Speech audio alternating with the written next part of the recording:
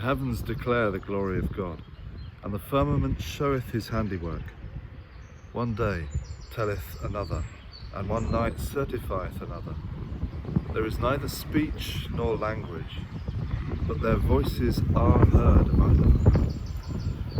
Good morning, welcome to Going to Ground. The Holy Spirit is understood in the New Testament as the one who gives voice to that voiceless praise of creation, that wordless prayer that whispers through the trees in the river here. This morning I'm over the River Kennet on the footbridge. I need to be careful not to drop my phone. And we were thinking yesterday about that advocacy that Christians believe the Holy Spirit offers up to God, that the voice of how things truly are, that witness and testimony. And I was talking about the angelic lament of Marvin Gaye and what's going on. I wanted this morning to go right back in time and tell you about the first English poet whose name is known. The first poet in the English language whose name we know, Caedmon. I think that's the right way to pronounce it. And Bede tells us about Caedmon, who lived in the time of the saintly abbess Hilda at Whitby in the late 7th century.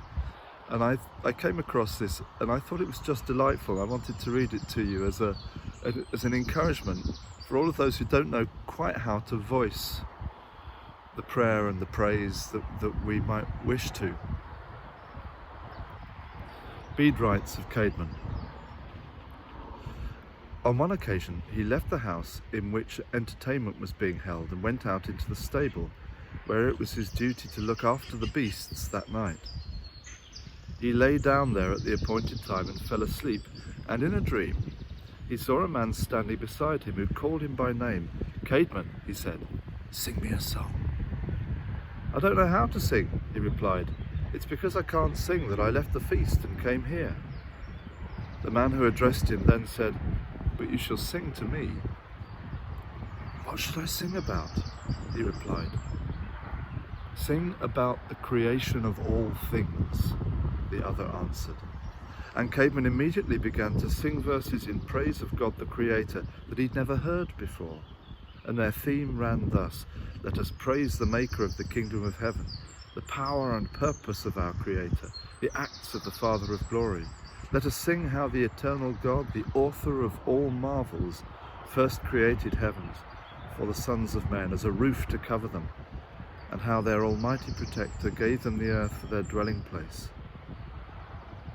This is the general sense, Bede writes, but not the actual words that Caedmon sang in his dream. For however excellent the verses, it's impossible to translate them from one language into another without losing their beauty and dignity.